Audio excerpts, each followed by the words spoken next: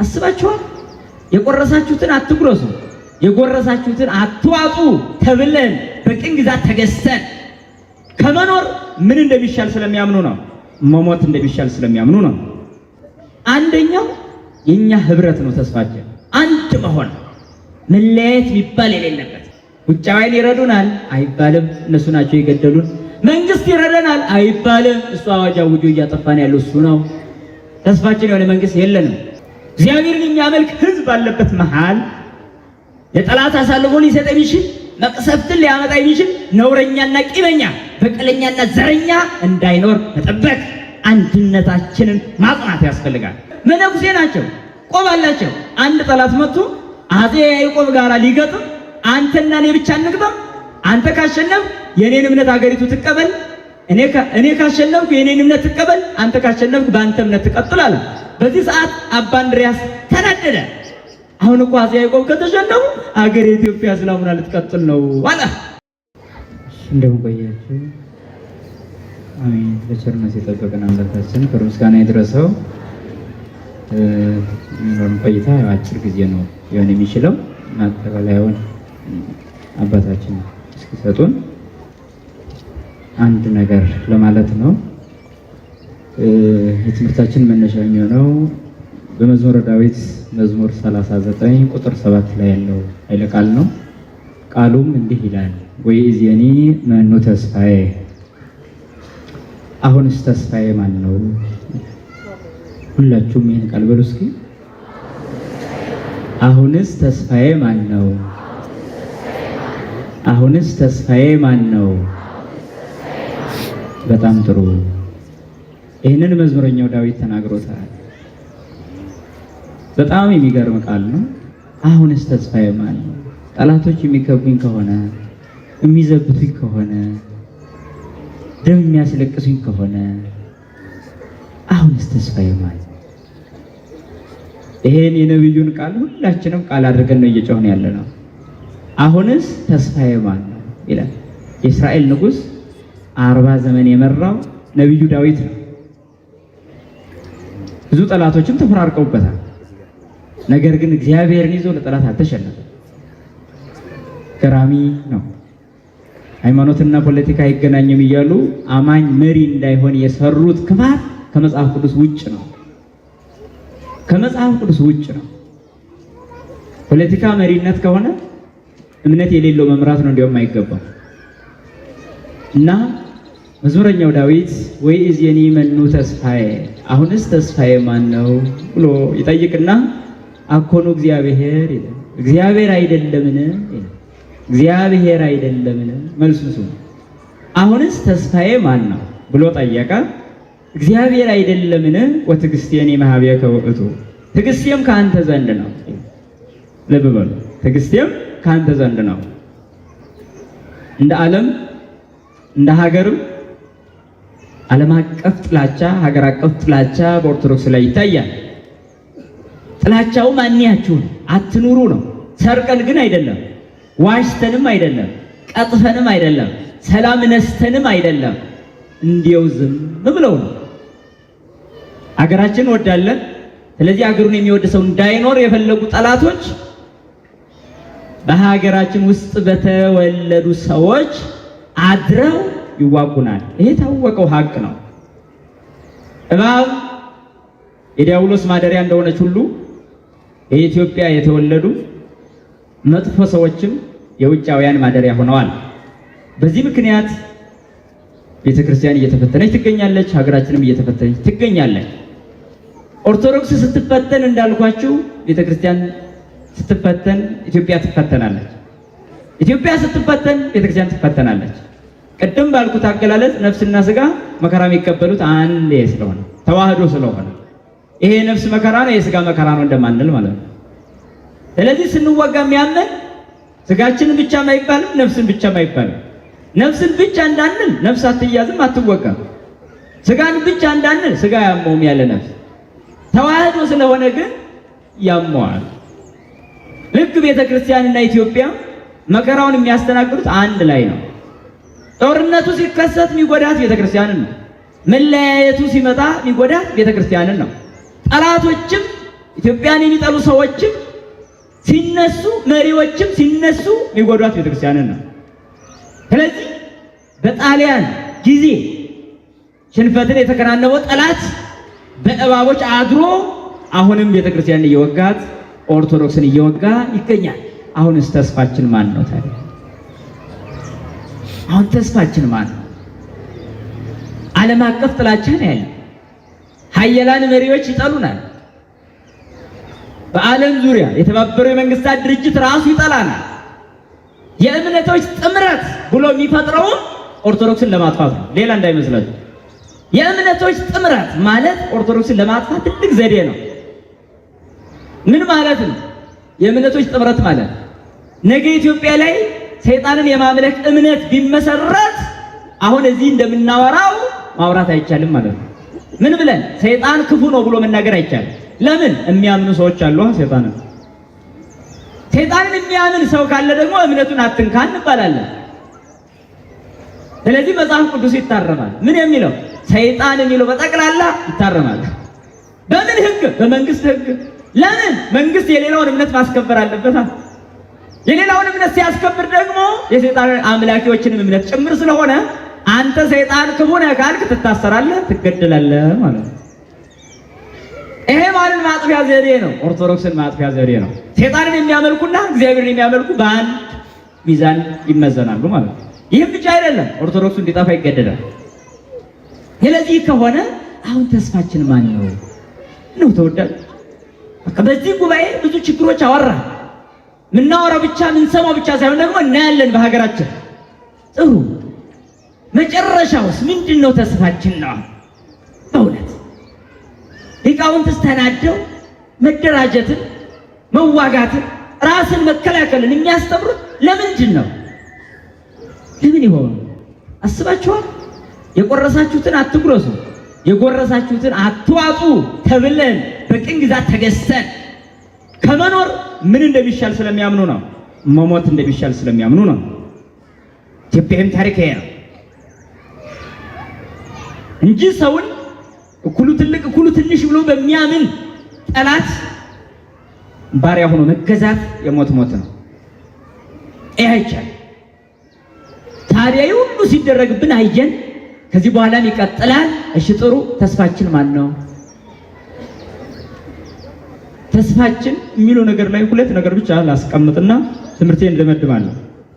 አንደኛው የኛ ህብረት ነው። ተስፋችን አንድ መሆን፣ መለያየት የሚባል የሌለበት። አንዱ ስለ ቤተክርስቲያን ሲያስብ ሁሉም ያኔ ስለ ቤተክርስቲያን አስቧል። ይሄ ነው ማለት። አንዱ ስለ ቤተክርስቲያን ስለ ሀገሩ ሲነሳ ሁሉም ያኔ ቢነሳ ተስፋችን አንዱ ይሄ ህብረታችን ነው። መንፈሳዊው ህብረት ምንድነው? መንፈሳዊ ህብረት ማለት ህሊናዊ አንድነትን መፍጠር ነው። ልባዊ አንድነትን መፍጠር ነው። ልባዊ አንድነት ማለት አንዱ ቤቱ ተኝቶ ያሰበውን ሌላኛው በቤቱ ተኝቶ ሲያስብ ያድራል ማለት ነው። ይሄ ኦርቶዶክሳዊ ነው። የአባቶቻችን አንድነት ይሄን ይመስላል። እንደ ጉንዳን የሥጋ ስብስብ ብቻ እንዳይመስላችሁ። መንፈሳዊ ህብረት ማለት እንደ ገበያ ስብስብም አይደለም።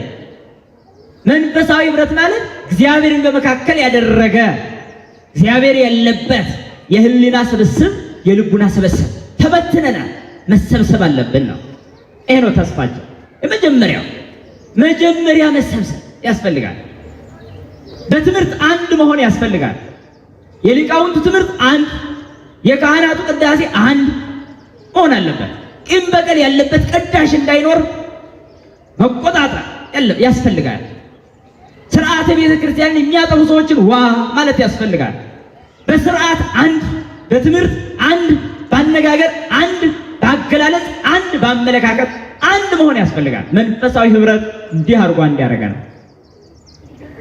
ይህ አንድነታችን በዚህ ምድር ብቻ ያለ እንዳይመስላችሁ፣ ሰማያዊ ህብረት ያለበት ነው። በገነት ያሉ ጻድቃን ያሉበት፣ በደም ያለፉ ቤተክርስቲያንን ጠብቀው ያለፉ አባቶቻችን በገነት ሆኖ አንድነታችን እየጠበቁ ይገኛሉ።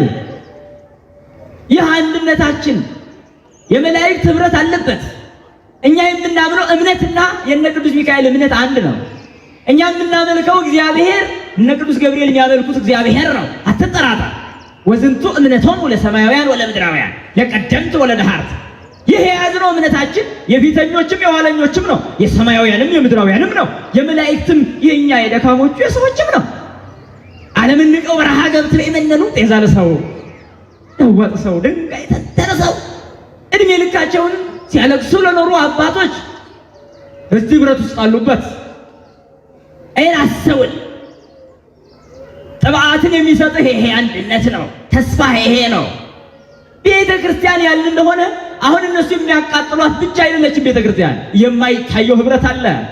እምንገደል እኛ ብቻ አይደለንም። የቤተ ክርስቲያን ህብረት እምንገፋው የምናለቅሰው እኛ ብቻ አይደለንም። የቤተ ክርስቲያን ህብረት የመላእክት ህብረት አለበት። በገነት ያሉ የሰማዕታት ህብረት አለበት። የሊቃውንቱ ህብረት አለበት። እነ ቅዱስ ዮሐንስ አፈወርቅ አሉበት።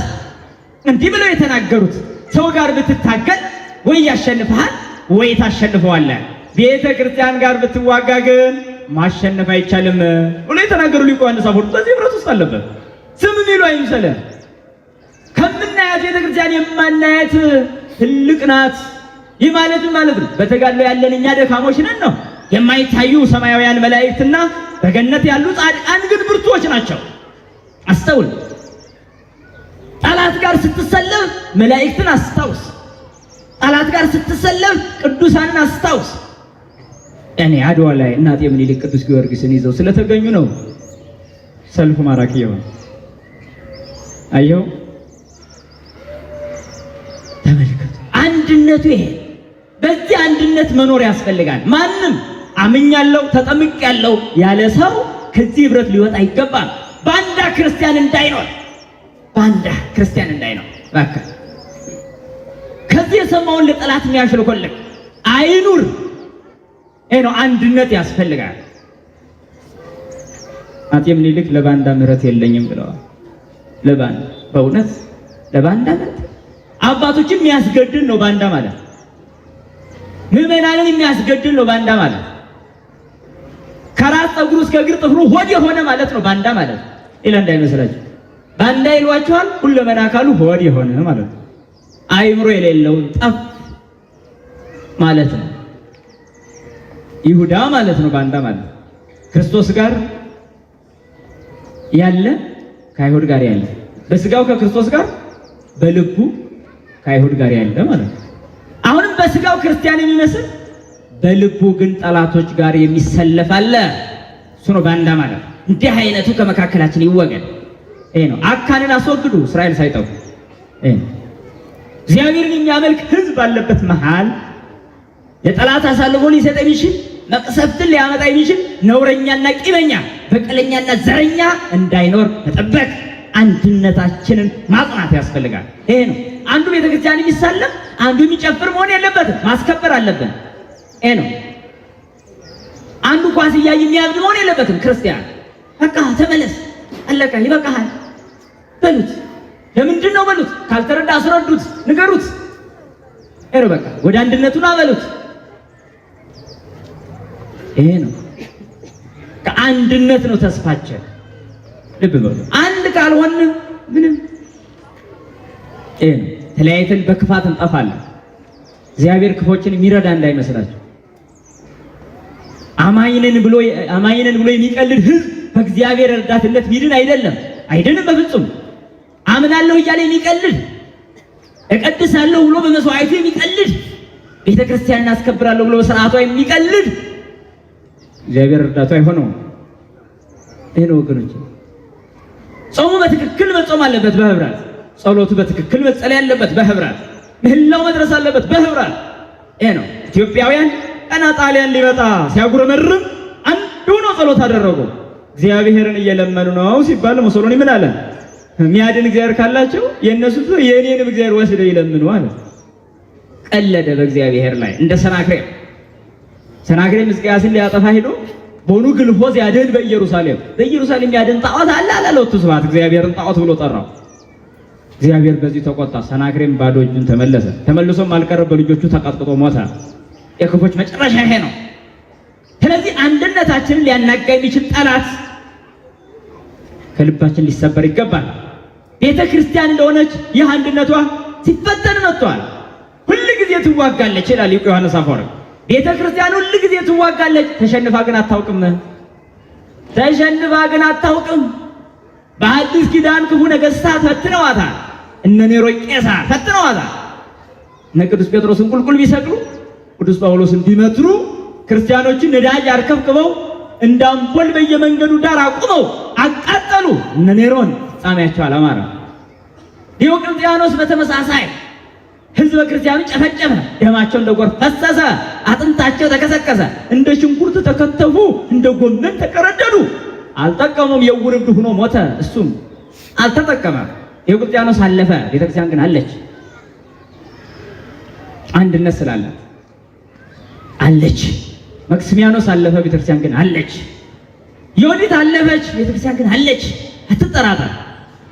ካለፈ ይሄን በደንብ ያዝልኝ። አንድነቷ ነው የማይናጋ ስለሆነ ነው። ከአንድነቱ እንዳትወጡ ተጠንቀቁ። አንድነቱ ስርቆት የለበትም። ህብረቱ ዘረኝነት የለበትም። ህብረቱ ነውር የለበትም። በቀል የለበትም። ቂምም የለበትም። ኑፋቄ የለበትም። አንድነቱ ቤተ ክርስቲያን የሚገባ ሌባ ሊኖር ይችላል። ሌባ የሆነች ቤተ ክርስቲያን ግን የለችም። ቤተ ክርስቲያን ውስጥ የሚገባ ዘረኛ ሊኖር ይችላል። ቤተ ክርስቲያን ግን ዘረኛ አይደለችም። ቤተ ክርስቲያን ውስጥ የሚገባ ጉቦኛ ሊኖር ይችላል። ቤተ ክርስቲያን ግን ጉቦ የለባትም። ይሄን አስተውል። ኖረኞች ቤተ ክርስቲያን ውስጥ ሊገቡ ይችላሉ። ቤተ ክርስቲያን ግን ነውር የለባትም። እርኩሱ በመቅደሱ ሊቆም ይችላል። እሷ ግን አትረክስም፣ ቅድስት ናትና። ቤተ ክርስቲያን ውስጥ የምንኖረው ቤተ ክርስቲያንን ለማዳን ሳይሆን ራሳችን ድነትን ለመፈጸም ነው። አስተውሉ። ቤተ ክርስቲያን እናቱ ያልሆነችው እግዚአብሔር አባቱ አይደለም። አትጠራጠረ። ይሄ ነው። ብዙ የሚፈትን ጠላት ተነስቷል። እሱ አለፈ። ቤተ ክርስቲያን ግን አለች። ደርግ ሶሻሊዝም ነው ፈተነ። እሱ አለፈ። ቤተ ክርስቲያን አለች። ኢህአዴግም ፈተናት፣ አለፈ። ቤተ ክርስቲያን አለች። ብልጽግና እየፈተናት ነው፣ ያልፋል። እሷ ትኖራለች። ወዳጄ ይሄ ነው እውነቱ። ይሄ አልፍም ብሎ የሚከራከር አይኑር በጭራሽ። አንድነቷ ተስፋዋ ነውና ይሄ ነው አንድነት ነው። ከአካል ክፍሎች አንዱ በሽተኛ ከሆነ አካልን ሊፈትን እንደሚችል አስባችኋል? የእያንዳንዳችን የህይወት መበላሸት የቤተክርስቲያን ፈተና ነው። የየግላችን ሱሰኝነትና ጠጭነት፣ ሰካሪነትና ዘማዊነት የቤተክርስቲያን ፈተና ነው። አስተውል። አንድነቱ ይሄን አይቀበልህም። ይነዝራል፣ አይቀበልም። አንድነቱ የንጹሐን ነው።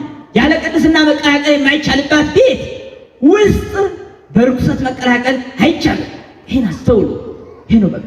ይበቃል፣ ይበቃል። ተወዳጅ ተስፋችን አንድነት ይሄው እንዲህ መሰብሰባችን ነው።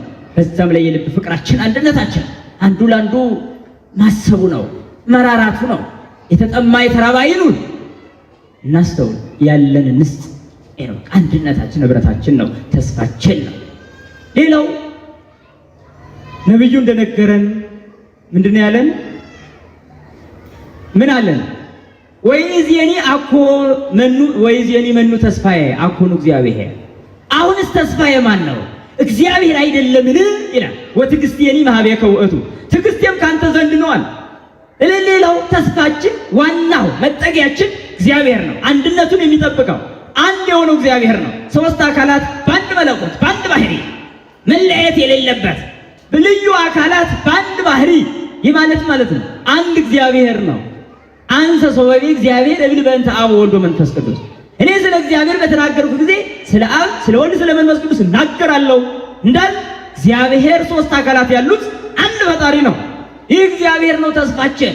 ቅድመ ዓለም የነበረ ዓለምን የፈጠረ ዘመን የማይቆጠርለት በዘመናት ሂሳብ ስሌት ውስጥ የማይገባው እግዚአብሔር ነው ተስፋችን። እግዚአብሔር ይቀጠቅጥ ጸባው እግዚአብሔር ስሙ።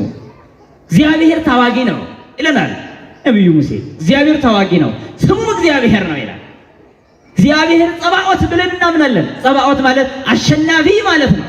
አሸናፊ ማለት ምድራውያን መሪዎችና ነገስታትን ማሸነፍ እንዳይመስል ይህ ቁም ነገር ነው አይደለም። የሊቃውንትን የፈላስፎችን ህሊና እንዳይመረምሩት የሚሆን አሸናፊ መዋዕየ ህሊና ነው እግዚአብሔር። ይህ እግዚአብሔር ነው ተስፋችን። በፍርሃት ለሚያመልኩት ኃይሎሙ ውእቱ እግዚአብሔር ለእለ ይፈርህዎ፣ ፈርተው ለሚያመልኩ እግዚአብሔር ኃይላቸው ነው ይላል። ፈርተው ለሚያመልኩ ተመልከቱ። ሐቃችንን እግዚአብሔር ያውቃል ብለዋል ለራስ ካሳ አይደለም። ሐቅ አለን እኛ፣ እሱ ላይ ነው ተስፋችን። እግዚአብሔር የሚሆነው ሐቅ ሲኖረን ነው፣ እውነት ሲኖረን ነው። እውነተኛ ክርስቲያን ከሆነ እግዚአብሔር ተስፋው ይሄ ነው። ለዚህ ነው መዝሙረኛው አኮኑ እግዚአብሔር ተስፋዬ እግዚአብሔር ተስፋዬ አይደለምን ይላል። ወትዕግሥቴኒ እምኀቤከ ውእቱ ትዕግሥትን ባደርግ ትዕግሥቴ ካንተ ዘንድ ነው ማለት አንተ በሰጠኸኝ ሕሊና እታገሳለሁ። ይህ ትዕግሥቴ ግን ካንተ ዘንድ ነው። አንተ ጥፋተኞችን ለማጥፋት ስትፈልግ ምክንያት ትፈልጋለህ፣ ያለ ምክንያትም ታጠፋለህ። ስለዚህ ትዕግሥቴ ካንተ ዘንድ ነው። አንተ በል ካልክ ግን እላለሁ ይላል። ጎልያድን ያሸነፈበት ትዕግሥት አስብ። እግዚአብሔር ሲሰደብ አልቻለም። ወንጭፍ ይዞ ተዋጋ፣ ጎልያድን ጣለ። ትዕግሥቱ ግን ከእግዚአብሔር ዘንድ ነው አለ። ትዕግሥቱ ከእግዚአብሔር የሆነለት ሰው ሲበደል ፍትህን ይጠይቃል፣ ዝም ይላል፣ ይታገሳል። ትዕግሥቱ ከእግዚአብሔር ስለሆነ እግዚአብሔርን ይዞ ይነሳል። አየህ፣ ትዕግሥታችንም ከእግዚአብሔር ዘንድ ነው። ይህ ማለት በግላችን የምንታገስ በሃይማኖታችን እንታገሳለን ማለት አይደለም። አስተውሉ። በቤተ ክርስቲያን በሀገር ጥፋት ሲፈጸም ታጋሽ ያደረገን ማን ነው? ማን ነው ታጋሽ ያደረገን? ሩሩ ያደረገን ማን ነው? እንዲህ አይነት ትዕግሥትም ረህም የለም። አገራችንን ተቀብለናል። ማጥፋት እንዳትኖር ማድረግ እንድትኖር ማድረግ በእኛ መሀል ላይ ያለች ነው። ተቀብለናል። እናውርሳ ለትውልድ ትቀጥል ወይስ ትቀር? ትቅር? በእኛ ዘመን ትደለት ሀገር ቤተ ክርስቲያን ተቀጥል ካል ተስፋችን ማን ነው? እግዚአብሔር። እግዚአብሔር ይሰማል። ስለዚህ እግዚአብሔርን ይዘን ነው ማንንም አይደለም እንጠይቀው። ሌላ ተስፋ የለንም። ውጫዊን ይረዱናል አይባልም፣ እነሱ ናቸው የገደሉን። መንግስት ይረዳናል አይባልም፣ እሱ አዋጅ አውጆ እያጠፋን ያለው እሱ ነው። ተስፋችን የሆነ መንግስት የለንም። ይህን ማወቅ አለብን። ስለዚህ ተስፋችን እግዚአብሔር ነው። መጽሐፍ እንደተናገረ ተስፋ እግዚአብሔር ነው፣ መጠጊያ እሱ ነው። አቤቱ ተስፋዬ አንተ ነህ ይላል መዝሙረኛው። ተስፋዬ አንተ ነህ፣ አለኝታዬ አንተ ነህ። አንተን ይዤ እነሳለሁ፣ አንተን ይዤ እዋጋለሁ ይላል። ይሄ ነው እግዚአብሔርን ፊት ለፊት ማድረግ ነው። ስሙን ማስከበር ነው። ስሙ ኃይለኛ፣ ስሙ ራሱ ይደመስሳል። በክፎች ያደረው ሰይጣን በስሙ ይሸሻል። ኦርቶዶክሳዊነት ጥብዓተ ሕሊናን ያነገበ ህይወት ነው፣ ዝም ብሎ አይደለም። ስለዚህ እንደ ሰማዕታት ጀግኖች መሆን ያስፈልጋል። እንደ ሊቃውንት አዋቂዎች፣ እንደ አባቶቻችን ታታሪዎች መሆን ያስፈልጋል። አባቶቻችን መለዮቻቸው 4 ናቸው። ታታሪዎች ናቸው፣ ጀግኖች ናቸው፣ አዋቂዎች ናቸው፣ መንፈሳውያን ናቸው። አያችሁ፣ አዋቂ ናቸው፣ ታታሪዎች ናቸው፣ ጀግኖች ናቸው፣ መንፈሳውያን ናቸው። ለነዚህ እግዚአብሔር ምናቸው ነበር? ተስፋቸው ነበር። ተስፋቸው አድርገው እንደጠበቁ ጠበቃቸው። እኛም ከዚህ በኋላ ያለን ህይወት ወደ እሱ መሆን አለበት። ተስፋችን እሱ ነው። ልመናችን ወደ እሱ ነው። መንገዳችን ሁሉ ወደ እሱ ነው። ይህንን አንድነታችንና እግዚአብሔር ተስፋችን አንድ ስለሆን እግዚአብሔር ሁሌም ተስፋችን ሆኖ ይቀጥላል። አሁን ስንለያይ፣ ስንፈረካከስ፣ ስንፈራ እንዲህ በጭፈራና በኳስ ጨዋታ ደንዝዘን ምንኖር ከሆነ እግዚአብሔር እኛን አይረዳ። ይሄን ማወቅ አለባቸው። ሌባን የሚረዳ እግዚአብሔር የለም። አጭበርባሪን የሚረዳ እግዚአብሔር የለም። ሐቀኞች፣ እውነተኞች፣ ድሃ ተበደለ፣ ፍርድ ጎደለ የምንል መሆን አለበት። ፍትርት ለማስከበር እውነተኛውን እግዚአብሔርን ተስፋ አድርጎ መጓዝ ያስፈልጋል። ኃይሎሙ ውእቱ እግዚአብሔር ለእለ ይፈርህዎ። ለሚፈሩት እግዚአብሔር ኃይላቸው። ለዚህ እግዚአብሔር ነው ኃይላችን፣ መስቀል ነው ኃይላችን። ለዚህ ነው አባቶቻችን በመጽሐፍ ሲያስቀምጡ ህዝበ ክርስቲያኑ ጠላት መጥቶ ሊያጠቃ ከፈለገ ቅድሚያ መስቀል ያድርጉ ፊት ለፊታቸው፣ ከዛ በኋላ ይዋጉን። ያለ በኢትዮጵያ ታሪክ እግዚአብሔርን የሚያምን ህዝብ ለጠላት እንዳይገዛ ቀንተው የተነሱ አባ እንድርያስን ብንመለከት መነኩሴ ናቸው፣ ቆብ አላቸው። አንድ ጠላት መጥቶ አፄ ያዕቆብ ጋር ሊገጥም አንተና እኔ ብቻ እንግጠም፣ አንተ ካሸነፍ የኔን እምነት አገሪቱ ትቀበል፣ እኔ ካሸነፍኩ የኔን እምነት ትቀበል፣ አንተ ካሸነፍኩ በአንተ እምነት ትቀጥላል። በዚህ ሰዓት አባ እንድርያስ ተናደደ። አሁን እኮ አፄ ያዕቆብ ከተሸነፉ አገር የኢትዮጵያ እስላሙና ልትቀጥል ነው አለ። ሰይፉን ተቀብሎ እኔ ነኝ የምሄደው አለና አህዛቡን ቆርጦታል። አይሁ ተስፋው እግዚአብሔር ነው። ይሄ ስለዚህ ተስፋችን፣ አንድነታችን፣ ተስፋችን እግዚአብሔር ነው። ለነበረን ጊዜና ሰዓት አምላካችን እግዚአብሔር የተመሰገነ ይሁን። አእላፍ መላእክት ቢቆሙ ካንተ ፊት አያርፉም ይተጋሉ ስሉስ ቅዱስ እያሉ